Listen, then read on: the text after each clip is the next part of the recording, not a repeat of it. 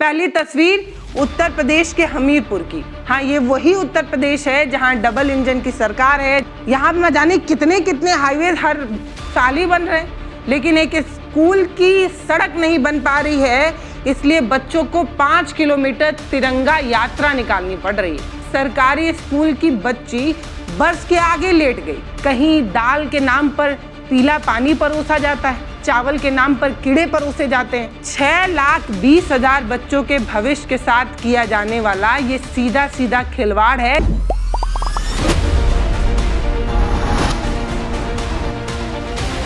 जिन लाल आंखों का खौफ दिखाकर दिल्ली के हुक्मरान दुनिया को डराने का दावा करते हैं, वो लाल आंखें अपने ही देश के नौनिहालों का दर्द क्यों नहीं देख पाती? सवाल ये है, देश के नौनिहालों का दर्द देखते वक्त उन लाल आंखों में मोतियाबिंद क्यों हो जाता है? सवाल तो ये है। ये जो डबल स्टैंडर्ड वाली सरकार है ना, इनका तमाशा बड़ा अजीब है। सरहद के पार दूसरे देश को डराने के लिए इनकी आंखें इतनी लाल हो जाती हैं, इतनी लाल हो जाती हैं कि बस अब यही लगता है कि कल ही हम अमेरिका को पीछे छोड़ने वाले हैं। लेकिन जब ये आंखें जो है वो अपने ही देश के भीतर अपनी ही जमीन पर देखने की कोशिश करती हैं, तो इन्हें 10 साल का एक बच्चा दिखाई नहीं देता है जो अपना फटा हुआ बस्ता लेकर पुलिस थाने की चौखट पर खड़ा है और गिड़गिड़ाते हुए ये कह रहा है कि उनके सर, उनकी मैडम उन्हें पढ़ा नहीं रहे हैं। सोचिए और ध्यान दीजिए कि आपकी लाल आंखों से अमेरिका डर रहा है, चीन के पसीने छूट रहे हैं, पाकिस्तान को पेशाब हो जा रहा है, लेकिन आप ही के देश के जन अल्फा जो हैं वो सड़कों पर आ गए हैं। क्यों? क्योंकि आपके सिस्टम ने उन्हें इतना परेशान कर दिया है। हम अपने देश के बच्चों को क्या दे रहे हैं, ये सवाल हमारे जहन में क्यों नहीं आना चाहिए? इतनी खस्ता हालत और इतनी सड़ी व्यवस्था है कि आज देश के अलग अलग कोने से छोटे छोटे बच्चे अपनी बुनियादी हक के लिए सड़कों पर उतरने को मजबूर हो गए हैं। अभी तक आपने जनजी के युवाओं को रोजगार के लिए लाठियां खाते हुए देखा होगा, लेकिन अब सिस्टम का जो पानी है वो सिर से इतना ऊपर जा चुका है कि जन अल्फा यानी कि 10-12 साल के छोटे बच्चे जिन्हें परियों की कहानी सुननी चाहिए थी, ककहरा सीखना चाहिए था, वे बच्चे आज सड़कों पर चक्का जाम करने के लिए मजबूर हैं। सरकार के खिलाफ नारे लगा रहे हैं और अपने हक की मांग कर रहे हैं। ये जो मेरे पीछे आप तस्वीरें देख रहे हैं ना, ये मजाक नहीं है, ये सिस्टम के गाल पर तमाचा है। आपने बनता भारत, विकसित भारत, न जाने कौन कौन सा भारत नाम दे दिया, लेकिन रियल में जो भारत की असली तस्वीर है वो आपको दिखी नहीं। आज की कहानी किसी राजनीतिक दल के हार जीत की नहीं है। आज की कहानी उस दीमक की है जो हमारे देश के, हमारे बच्चों के भविष्य को अंदर से खोखला कर रही है। जन अल्फा जैसे छोटे बच्चों को सड़क पर उतरने के लिए मजबूर कर रही है, और ऊपर बैठे जो सत्ताधीश हैं वो नशे में चूर होकर अपनी ही पीठ थपथपा रहे हैं, अपनी ही तारीफ का गुणगान कर रहे हैं, बैनर पोस्टर छपवा रहे हैं, विज्ञापनों की होड़ लगवा रहे हैं, लेकिन इन बच्चों को नहीं देख पा रहे हैं। इस तस्वीर को देखिए, कानपुर के एक सरकारी प्राथमिक विद्यालय का एक बच्चा खुद चलकर थाने पहुंचा। पुलिस वाले पहले तो इस बच्चे को देखकर हैरान हो जाते हैं, इतना छोटा सा बच्चा यहाँ क्या करने आया है? जब ये बच्चा किसी खिलौने की चोरी की शिकायत करने के लिए वहां नहीं पहुंचा था, किसी झगड़े की रिपोर्ट लिखवाने वहां नहीं पहुंचा था, जब इस बच्चे ने पुलिस के सामने हाथ जोड़कर ये कहा कि साहब, हमारी मैडम स्कूल आती हैं तो कुर्सी पर बैठी रहती हैं और दिन भर बस मोबाइल चलाती हैं, हमें कुछ पढ़ाती नहीं है, हमें कुछ सिखाती नहीं। अब आप ही बताइए कि हमारे भविष्य का क्या होगा? कौन कह रहा है? वो 10-12 साल का बच्चा जो है पुलिस वाले से ये कह रहा है कि मैडम पढ़ाती नहीं है, अब हमारे भविष्य का क्या होगा? इस वाक्य की गहराई को समझने की कोशिश कीजिए। हमारे भविष्य का क्या होगा, ये क्या एक छोटा सा बच्चा रहा है। ये सवाल उस बच्चे ने नहीं पूछा है, ये सवाल भारत के उस भविष्य ने पूछा है जिसे विज्ञापनों में न्यू इंडिया का नाम तो दिया जाता है, लेकिन असलियत में इन बच्चों की हकीकत क्या है ये तो इस बच्चे ने खुद ही बता दिया। जिस क्लासरूम में एक शिक्षक को राष्ट्र का निर्माता होना चाहिए था, वहां मैडम रील स्क्रॉल करने में मगन है। उन्हें डर नहीं है, क्योंकि उन्हें पता है कि ऊपर से नीचे बैठे अधिकारी उन्हें सिर्फ फाइलों और फर्जी ऐप में एंट्री कराने के लिए रखे हुए हैं। फला एंट्री हो जानी चाहिए, अटेंडेंस की एंट्री हो जानी चाहिए, सब कुछ हो जाना चाहिए, लेकिन जो नहीं हो पा रहा है वो है पढ़ाई। ये सिर्फ एक टीचर के आलस की बात नहीं है, ये पूरे व्यवस्था के अहंकार की बात है, जो ये मान चुकी है कि गरीब का बच्चा सरकारी स्कूल में मिड डे मील का दलिया खाने आता है, पढ़ने लिखने नहीं। सरकारी स्कूल में पढ़ाई अच्छी नहीं होती है। क्यों नहीं होती है? क्या टीचर इस काबिल नहीं है? टीचर तो काबिल हैं ही, लेकिन इसके बावजूद भी पढ़ाई अच्छी नहीं होती है और बच्चे स्कूल से बाहर निकल जाते हैं। फिर बच्चे नहीं हैं इसलिए कहकर स्कूल बंद कर दिया जाता है। उत्तर प्रदेश के 1,30,000 से ज्यादा सरकारी स्कूलों में यह रोजमर्रा की हकीकत है, जो एक बच्चे ने पुलिस थाने में जाकर दिखाने की कोशिश की। ये हकीकत का वो आईना है जिससे सरकारें मुंह मोड़ती हैं, जिसे देखने से पहले सरकार की लाल आंखें भी जो है वो चकरा जाती हैं। एक अध्यापिका केवल समय नहीं काट रही है, वो पूरे कक्षा के जो बच्चे हैं उनके सपनों की भ्रूण हत्या कर रही है। सपने पल ही नहीं पा रहे हैं क्योंकि मैडम बच्चों को इस काबिल ही नहीं बना रही हैं। सबसे बड़ा तमाशा देखिए, सरकार दावा कर रही है कि हमने स्कूलों में बायोमेट्रिक हाजिरी शुरू कर दी है, हमने निपुण भारत मिशन शुरू कर दिया है, हमने ऑपरेशन कायाकल्प के तहत स्कूलों में टाइल्स लगवा दी है। कितने स्कूलों में लगवा दी है? ये सवाल तो बाद की बात है। सवाल उन हुक्मरानों से ये है कि दीवारों पर टाइल्स लगवाने से दिमाग में ज्ञान नहीं उतर जाता, दिमाग की बत्ती किसी टाइल्स से नहीं जलती है। ये बात इन्हें कौन समझाए? अगर मान लेते हैं कि क्लासरूम में टाइल्स लगवा भी दी गई है तो उसका क्या? क्लासरूम में खड़ा अध्यापक ही, जब शिक्षक ही बच्चों को पढ़ाने की बजाय स्मार्टफोन का गुलाम हो चुका है, 6 इंच की स्क्रीन पर अपनी नजरें गड़ाया हुआ है, तो उससे क्या हो जाएगा? उस चमचमाते टाइल से क्या हो जाएगा? कुछ भी नहीं बदलेगा। यही बात तो समझानी है। बच्चे का थाने में जाना एक तमाचा है उस बेसिक शिक्षा व्यवस्था के गाल पर, जिसके अधिकारी हर महीने लाखों की तनख्वाह इसलिए उठाते हैं कि वो निरीक्षण कर रहे हैं। क्या देख रहे हैं? आपने किस स्कूल में कब छापा मार कर ये बताया कि टीचर पढ़ा नहीं रहे थे, रील देख रहे थे? आपको ये नहीं दिखता है क्योंकि गांधी जी की मुस्कुराती हुई मोटो की गद्दी आपको तनख्वाह के रूप में मिल जाती है। लेकिन जो आपका काम है, जो आप नहीं कर पा रहे हैं, जिसकी वजह से बच्चे आज सड़कों पर उतर आए हैं, ये सोचा है आपने? क्या सत्ता के नशे में चूर उन नेताओं की लाल आंखें कानपुर के उस मासूम बच्चे की आंखों में झांकने की हिम्मत कर सकती है? सवाल मेरा ये है, नहीं कर सकती है, क्योंकि सच से आंखें मिलाने के लिए जमीर चाहिए, जमीर, जो हमारी सरकार के पास नहीं है। कम से कम उनके पास तो नहीं है जो पीआर एजेंसियों के पास गिरवी रख चुके हैं अपनी इज्जत, अपना सम्मान। वो कहावत है ना कि जब भाड़ ही खेत खाने लग जाए तो फसल की रखवाली कौन करे? बस वही बात है। जब सरकार और प्रशासन अपनी जिम्मेदारी से मुकर जाएं, तो देश के सबसे छोटे नागरिक जन अल्फा ने अब खुद ही कमान संभाल रही है। ये विद्रोह किसी एक राज्य कानपुर का नहीं है, किसी एक तस्वीर की बात नहीं है। 6 राज्यों की जमीनी हकीकत देखिए, जहां डबल इंजन की सरकार है, जहां सुशासन के दावों की रोज झद्दियां उड़ रही है। तस्वीरें देखते चलिए। ये छोटे बच्चे अब सड़क पर उतरकर अपने हुक्मरानों से ये कह रहे हैं कि जो हमारी जरूरत है वो आपको देना ही पड़ेगा। पहली तस्वीर उत्तर प्रदेश के हमीरपुर की। हाँ, ये वही उत्तर प्रदेश है जहां डबल इंजन की सरकार है, जहां रामराज आ चुका है। न जाने कितने बड़े बड़े विकास यहां पर हो चुके हैं। कहा जाता है कम से कम हाईवेज का सबसे बड़ा प्रदेश है। उसी प्रदेश की हकीकत देखिए। हमीरपुर के छोटे छोटे स्कूली बच्चे हाथ में तिरंगा लेकर 5 किलोमीटर लंबी पैदल यात्रा निकालते हैं, सीधे डीएम ऑफिस में घुस जाते हैं। उनकी मांग क्या थी? कोई लैपटॉप या आईपैड नहीं मांग रहे थे। वो कह रहे थे कि साहब, हमारे गांव से स्कूल जाने वाला रास्ता कीचड़ से भरा रहता है, तो एक सड़क बनवा दीजिए ताकि मैं स्कूल जा सकूं। 10, 12, 15 साल के बच्चे सड़क की मांग कर रहे हैं। शर्म आनी चाहिए। सड़क की मांग कर रहे हैं जिस प्रदेश को आपने हाईवेज का प्रदेश कह दिया। यहां न जाने कितने कितने हाईवे हर साल ही बन रहे हैं। लेकिन एक स्कूल की सड़क नहीं बन पा रही है, इसलिए बच्चों को 5 किलोमीटर तिरंगा यात्रा निकालनी पड़ रही है। क्या विश्वगुरु बनने वाले देश में बच्चों को स्कूल तक पहुंचाने के लिए एक अदद सड़क नहीं बन सकती? ये सवाल है। इसके बाद दूसरी तस्वीर देखिए, मध्य प्रदेश के विदिशा की है। हाँ, यहाँ पर भी डबल इंजन की सरकार है।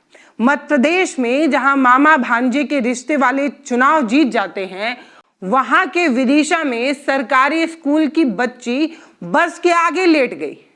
सरकार ने बस का किराया 25 रुपए प्रतिदिन कर दिया, तो गरीब बच्चे अब स्कूल कैसे जाएं, इसलिए बस का किराया कम हो, इसलिए प्रदर्शन कर रहे हैं।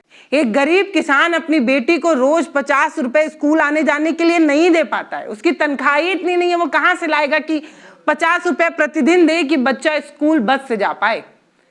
और ऐसा नहीं है कि बच्चे जानबूझकर किसी दूर के स्कूल में पढ़ना चाहते हैं। गांव में स्कूल नहीं है, शहर के स्कूल में मजबूरी में जाना पड़ रहा है और उसका किराया 50 रुपए हो गया है। हाल ही में जो बस की वसूली बढ़ाई गई है, बस का किराया बढ़ाया गया है, उससे नाराज बच्चे सड़क पर बैठकर प्रदर्शन इसलिए कर रहे हैं क्योंकि सड़क का बस का किराया नहीं दे पा रहे हैं। सुन रहे हैं आप? इन बच्चों ने खुद चक्का जाम सिर्फ इस बात के लिए किया क्योंकि इनके पास बस का किराया नहीं था। सरकारी स्कूल के बच्चे हैं, पता है ना आपको। अगर ये किसी प्राइवेट स्कूल के बच्चे होते तो इनके माँ बाप के पास इतनी हैसियत तो होती कि स्कूल बस से स्कूल भेज पाते, लेकिन इनके माँ बाप इतनी हैसियत नहीं रखते हैं, इसीलिए सरकारी स्कूल में भेजते हैं। इसीलिए तो आपसे मिड डे मील में खाना दिलाने की मांग करते हैं और आप लोग खाने में क्या परोसते हैं बताने की जरूरत नहीं है। कहीं दाल के नाम पर पीला पानी परोसा जाता है, चावल के नाम पर कीड़े परोसे जाते हैं। ये मिड डे मील का खाना है जिसे ये अपने बच्चों को तो कभी नहीं खिला पाएंगे, लेकिन ये गरीब के बच्चों की किस्मत है, उनका दस्तूर है, इसलिए उन्हें परोसा जा रहा है। तीसरी तस्वीर जो है वो मध्य प्रदेश के जबलपुर की है। हाँ, वही मध्य प्रदेश जहाँ के बारे में मैंने आपको बताया था। इस मध्य प्रदेश में भी डबल इंजन की सरकार है और इस सरकार ने एक तुगलकी फरमान जारी किया। बच्चों के स्कूल को 10 किलोमीटर दूर शिफ्ट कर दिया गया। बच्चों को वहां पहुंचने के लिए ना कोई बस दी गई, ना कोई गाड़ी दी गई। छात्राएं पोस्टर लेकर सड़क पर ये कहते हुए उतर गई और सीधा सवाल दागा कि अगर 10 किलोमीटर दूर से लौटते वक्त रात हो जाए, पेपर्स वगैरह के समय रात हो ही जाती है, तो हमारे साथ अगर कुछ गलत होगा तो इसकी जिम्मेदारी किसकी है? क्या ये सरकार जिम्मेदारी लेगी अगर किसी बेटी की अस्मिता के साथ खिलवाड़ हो जाए? ये सवाल लड़कियां कर रही हैं। हाँ, जेन अल्फा बेटियां ये सवाल कर रही हैं कि स्कूल 10 किलोमीटर दूर तो भेज दिया, लेकिन न जाने और आने का कोई साधन नहीं मुहैया कराया, तो हमारे साथ कुछ गलत हो जाए तो उसकी जिम्मेदारी लेंगे? भैया, डबल इंजन की सरकार में रात के 12 बजे गहने लाद कर लड़की निकल सकती है। इतना सुसज्जित, इतना बेहतर प्रदेश आपने बना दिया है, तो जेन अल्फा बेटियों को ये डर क्यों लग रहा है कि उनके साथ कुछ गलत हो सकता है? ये एक सवाल है। सवाल दूसरा ये है कि इनके स्कूल को इतना दूर अगर आपने शिफ्ट किया तो आने जाने की व्यवस्था की जिम्मेदारी किसकी थी? इस सवाल का जवाब प्रशासन के पास नहीं था, तो उन्होंने चुप्पी साध ली, ओट सिल लिए और सन्नाटा पसर गया। चौथी तस्वीर छत्तीसगढ़ कोरबा की है और पांचवी तस्वीर उत्तराखंड खटीमा की है। आदिवासी और वंचित वर्ग के बच्चों के लिए बनाए गए एकलव्य आदिवासी विद्यालयों की हालत क्या है, ये तस्वीरें निकलकर सामने आई हैं। बच्चों को जो खाना दिया जा रहा है वहां कीड़े रेंग रहे हैं, कीड़े। इतना तो नाली में बजबजाते कीड़े आपको नजर नहीं आएंगे, उतना इन बच्चों के प्लेट में नजर आ रहे हैं। पीने का पानी इतना बदबूदार है कि जानवर तक अपना मुंह फेर ले, ये पानी इन बच्चों को मुहैया कराया जा रहा है।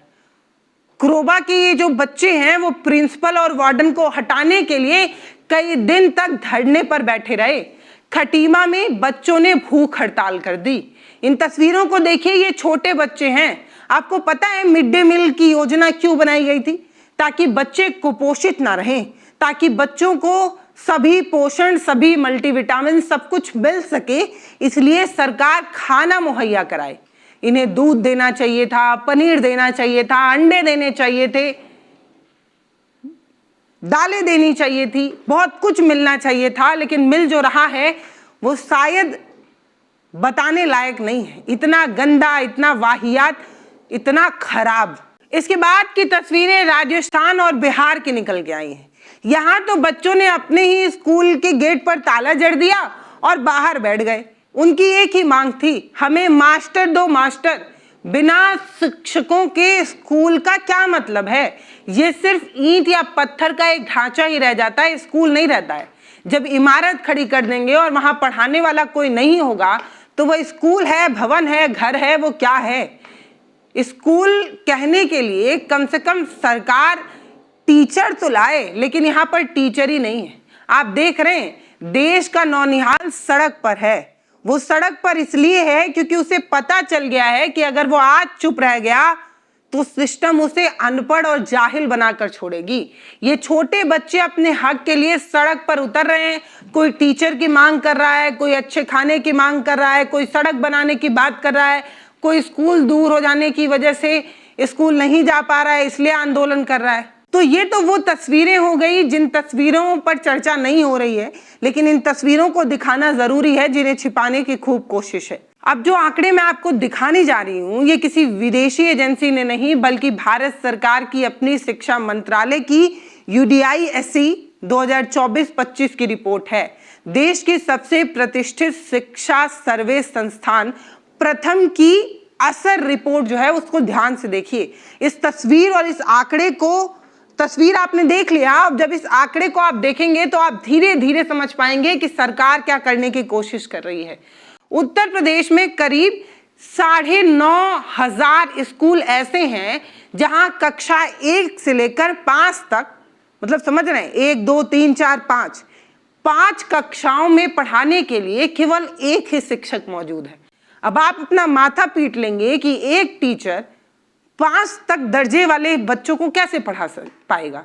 आप खुद सोचिए कि एक अकेला शिक्षक एक समय में कक्षा 1 के बच्चों को ककहरा सिखाएगा, ये कक्षा 2 के बच्चों को गिनती पढ़ाएगा। ये सब कुछ कर भी ले तो कक्षा 3 के बच्चों को पर्यावरण कैसे समझा पाएगा? इतना सब कुछ कर भी ले तो मिड डे मील का चावल और दाल कैसे नपवाएगा?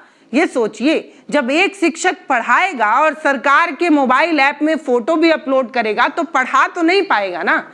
मिड डे मील भी उसी को देखना है, वोटर लिस्ट में नाम भी उसी को कराना है, SIR वगैरह अगर आपने ला दिया तो वो भी टीचर ही कर दे, बच्चों को पढ़ा भी दे, स्कूल मैनेजमेंट भी देख ले, सब कुछ एक लौता टीचर कर ले। कैसे करेगा? 6,20,000 बच्चों के भविष्य के साथ किया जाने वाला ये सीधा सीधा खिलवाड़ है, ये मजाक नहीं है।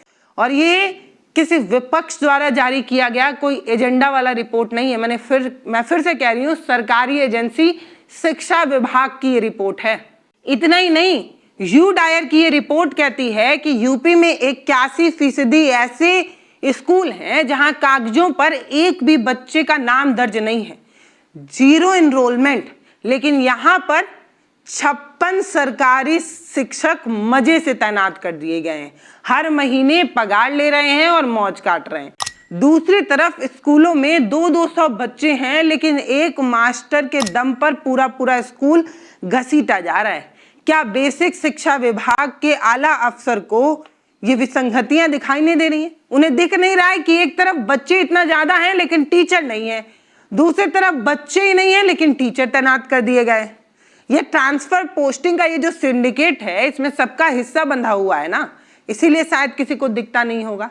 इतना ही नहीं, अब मैं आपको उस हकीकत के बारे में बताने जा रही हूं जिसके बारे में खूब बात की गई, बेटी बचाओ बेटी पढ़ाओ। ये नारा आपने न जाने कितने दीवारों पर, न जाने कितने पेट्रोल पंप पर देखा होगा, लेकिन हकीकत भाई साहब ये है कि उत्तर प्रदेश में 7,000 से अधिक ऐसे स्कूल हैं जहां बेटियों के लिए टॉयलेट नहीं है, बाथरूम की व्यवस्था नहीं है। असर की ये रिपोर्ट बताती है कि जैसे ही लड़कियां 11-12 साल की होती हैं, इस उम्र में पहुंचने के बाद लड़कियां स्कूल जाना छोड़ देती हैं। क्यों? क्योंकि बुनियादी सुविधाएं स्कूल में नहीं है, प्राइवेसी की कोई व्यवस्था नहीं है, टॉयलेट नहीं है, बाथरूम नहीं है, इसलिए छोड़ देती हैं, पढ़ाई छोड़ देती हैं। इतना ही नहीं, यही रिपोर्ट असर एक और डाटा पेश करता है। ग्रामीण भारत में सरकारी स्कूल में 5वीं में पढ़ने वाले जो बच्चे हैं उसमें से 50% से ज़्यादा ऐसे बच्चे हैं जो दूसरी कक्षा की हिंदी की किताब भी धारा प्रवाह नहीं पढ़ पाते हैं। ये बात मैं नहीं कह रही, ये बात सरकारी आंकड़े में दर्ज है। 100 में से अगर 25 घटा दिया जाए तो कितना बचेगा, इस सवाल का जवाब भी नहीं दे पाते हैं। जिस देश की प्राथमिक शिक्षा की नींव इतनी खोखली है और हम बात कर रहे हैं कि हम 47 में विकसित भारत बना देंगे, कैसे बन पाएगा? कैसे बन पाएगा? क्या केवल रील देखकर, मंदिरों में घंटा बजाकर बन जाएगा क्या? इतना सब कुछ हो रहा है और हम एक अलग दुनिया में जी रहे हैं कि हम विश्वगुरु बन जाएंगे। एक तरफ क्लासरूम में बच्चे तड़प रहे हैं क्योंकि उन्हें पढ़ाने वाला कोई नहीं है। दूसरी तरफ उत्तर प्रदेश की राजधानी लखनऊ की इको गार्डन में पिछले 4 सालों से हजारों की तादाद में नौजवान धरने पर बैठते हैं, लाठियां खाते हैं, धुतकार करके उन्हें भगा दिया जाता है। ये वो नौजवान है, अब आप सोच रहे होंगे कौन नौजवान है, तो ये वो नौजवान हैं जो अपनी जवानी के 4-5 साल लगातार बीटीसी, डीएलएड, बीएड और न जाने यूबीटी पता नहीं क्या क्या करके बैठे हुए हैं। सीटेट वेटेट निकालने वाले ये जो बच्चे हैं, सुपर टीटेट में भी अच्छी लिस्ट, अच्छी मेरिट लाने वाले ये जो बच्चे हैं, ये जो युवक हैं, ये जो लड़के लड़कियां हैं, इनके बूढ़े माँ बाप आज भी जो है वो अपनी आधी उम्र निकाल चुके हैं, अपनी जमीन बेचकर इस उम्मीद में बैठे हुए हैं कि बेटा या बेटी एक दिन मास्टर बन जाएगा, घर की गरीबी दूर हो जाएगी, घर में कोई कमाने वाला हो जाएगा। लेकिन अफसोस कि ऐसा कुछ हो नहीं पा रहा है। जब ये नौजवान लखनऊ की सड़कों पर शांतिपूर्वक मार्च निकालते हैं तो पुलिस इन पर बर्बर लाठियां बरसाती है, छात्रों को भगाया जाता है और छात्राओं को बालों से घसीटा जाता है, मुकदमे लाद दिए जाते हैं। समझ रहे हैं आप? एक तरफ बच्चों को टीचर नहीं मिल पा रहे हैं, दूसरी तरफ टीचरों को नौकरी नहीं मिल पा रही है। मतलब आप समझते चलिए। हाल ही में उत्तर प्रदेश के विधानसभा में बेसिक शिक्षा मंत्री ने लिखित जवाब में कबूल किया कि प्राथमिक विद्यालयों में 60,958 पद खाली हैं। अगर रिटायरमेंट और ग्रामीण क्षेत्रों के वास्तविक अनुपात को जोड़ दिया जाए तो शिक्षक संघों के अनुसार ये संख्या 1,25,000 से भी ज्यादा हो जाती है। मतलब क्लास में मास्टर नहीं है, सड़कों पर बेरोजगारों को लाठियां मिल रही हैं, लेकिन इसके बावजूद भी कानपुर में एक छोटे बच्चे को थाने में जाकर ये बोलना पड़ रहा है कि मैडम नहीं पढ़ाती हैं तो हमारे भविष्य का क्या होगा। अब ये तो बातें हो गई ना। इतना ही नहीं, नई शिक्षा नीति में खुद सरकार ने बड़े बड़े अक्षरों में ये लिखा था कि शिक्षा पर जीडीपी का 6% खर्च किया जाएगा। लेकिन असलियत क्या है? असलियत ये है कि शिक्षा का बजट जो है वो जीडीपी का 2.9 और बहुत उड़कर 3% खर्च हो पाता है। लगातार बजट में जो है वो कटौती हो रही है। 2023 और 24 के मुकाबले 2024 और 25 में उच्च शिक्षा और स्कूली शिक्षा में लगातार जो है वो कटौती की गई। पैसे नहीं खर्च कर रहे हैं। जब टीचरों को नियुक्त करेंगे तो सैलरी देनी पड़ेगी, इसलिए नियुक्ति नहीं होता है, पैसा बचा लिया जाता है। अब आप खुद सोचिए, जब आप स्कूल बनवाएंगे, ब्लैक बोर्ड खरीदेंगे, मास्टर साहब को तनख्वाह देने के लिए पैसे ही नहीं देंगे तो स्मार्ट क्लास की हवाई बात कहां से बन जाएगी। कानपुर के उस स्कूल में जहां मैडम दिन भर फोन चला रही हैं, वहां पढ़ने वाले जो भी बच्चे हैं उनके भविष्य का क्या? वहां पढ़ाने वाले शिक्षकों की कमी इसलिए है क्योंकि सरकार के पास विज्ञापनों में खर्च करने के लिए हजारों करोड़ रुपए हैं, लेकिन मास्टर की भर्ती कराने के लिए खजाना खाली हो जाता है। बस यही वो वजह है कि पैसा तो इफरात देंगे शिक्षा के बजट में, लेकिन पैसे नहीं खर्च करेंगे तो क्या होगा। अब दोस्तों ये हो क्यों रहा है, इसको अगर स्टेप बाय स्टेप समझें तो पहला स्टेप क्या है कि प्राइमरी स्कूलों में शिक्षक ही मत दो, ताकि बच्चों का ज्ञान ही ना हो पाए, बच्चे कुछ सीख ही ना पाए। और ये असर की रिपोर्ट बता ही रही है कि 5वीं के बच्चे किताब ही नहीं पढ़ पा रहे हैं दूसरी क्लास के बच्चों का। जब पढ़ ही नहीं पाएंगे तो नौकरी मांगने कहां से जाएंगे। दूसरा स्टेप यही है, अगर बच्चे किसी तरीके से पढ़ लिख कर जवानी की दहलीज पर पहुंच जाएं, सरकारी नौकरी का फॉर्म भर दे तो उनका पेपर लीक करवा दो। पहले तो उनको इस काबिल ही ना बनने दो कि वो हाई स्कूल इंटर निकाल दें। जैसे तैसे निकाल भी दें तो सरकारी नौकरी तो इन्हें मिल ही ना पाए, इसलिए पेपर लीक कराते रहो। मेरा सवाल उन हुक्मरानों से है, अगर सच में सरकारी स्कूल इतने ही बेहतर हो गए हैं तो ये बच्चे सड़क पर क्यों उतर रहे हैं? सच में ऑपरेशन कायाकल्प से स्कूल स्वर्ग बन ही गया है तो आपके बच्चे, सांसदों के बच्चे, विधायक के बच्चे, डीएम एसडीएम के बच्चे सरकारी स्कूल में क्यों नहीं जा रहे हैं? सवाल ये है। अगर आपने इतनी बेहतरीन सुविधाएं बना दी हैं तो अपने बच्चों को भेजिए ना इस स्कूल में। नहीं भेज पाएंगे क्योंकि आपको पता है कि मैडम को फोन चलाना है।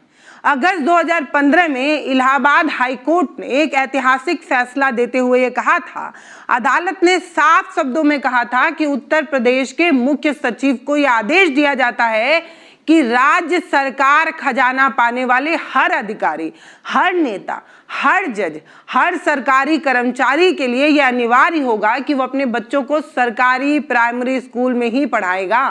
कोर्ट ने साफ कहा था कि जब तक इन बड़े लोगों के बच्चे आम गरीब बच्चों के साथ टाट पट्टी पर नहीं बैठेंगे तब तक स्कूलों की दशा नहीं सुधरेगी। ये बात 2015 में कह दी गई थी, लेकिन 2026 चल रहा है। इस आदेश का क्या हुआ? एक दशक बीत गए, लेकिन क्या हुआ? सवाल ये है, आपके राष्ट्रवादी सरकार ने इस आदेश को क्यों लागू नहीं कराया? क्यों नहीं कराया है जवाब इसका? सरकारी स्कूलों में पानी वाली दाल मिलती है इसलिए नहीं कराया, क्योंकि उन्हें पता है कि मैडम को बच्चों को पढ़ाना नहीं बल्कि फोन स्क्रॉल करने के लिए रखा गया है, इसलिए नहीं पढ़ाया। ये सब जानते हैं। कानपुर का वो जो 10 साल का बच्चा है ना, वो हम और आपसे ज्यादा समझदार है। कम से कम इतना तो उसे पता ही है ना कि उसका हक छीना जा रहा है, उसे पुलिस स्टेशन जाना पड़ रहा है। और हम और आप क्या कर रहे हैं? हम और आप एक अलग तरीके की दुनिया में मग्न है। हिंदू राष्ट्र बनाना है, भारत को ट्रिलियन बिलियन की इकोनॉमी बनाना है, हम मजबूत बन रहे हैं, चीन को आंखें दिखा रहे हैं, पाकिस्तान के पसीने छूट रहे हैं, उनको खाने के लाले पड़ रहे हैं, हम इसी में खुश हैं। ये सरकार जानती है कि एक पढ़ा लिखा समाज, एक तार्किक समाज उनकी झूठे बात को बर्दाश्त नहीं करेगा, इसीलिए वो हमारे बच्चों को अनपढ़ और अंधभक्त बनाए रखना चाहते हैं।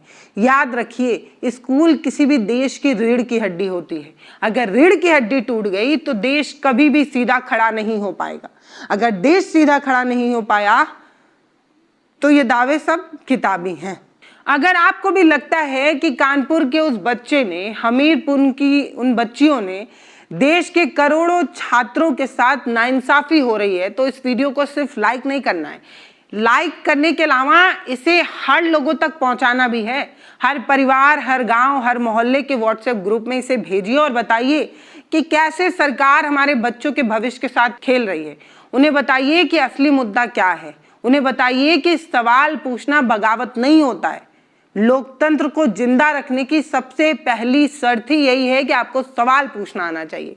इस वीडियो में अभी के लिए इतना ही। नमस्कार, मैं पल्लवी हूं, आप भारत एक नई सोच देख रहे हैं। अगर आप ये वीडियो फेसबुक पर देख रहे हैं तो हमें फॉलो कर लीजिए, यूट्यूब पर देख रहे हैं तो सब्सक्राइब कर लीजिए। बहुत धन्यवाद। हमारे वीडियो का नोटिफिकेशन सबसे पहले पाने के लिए प्ले स्टोर से हमारे ऐप भारत एक नई सोच को अब इंस्टॉल करें।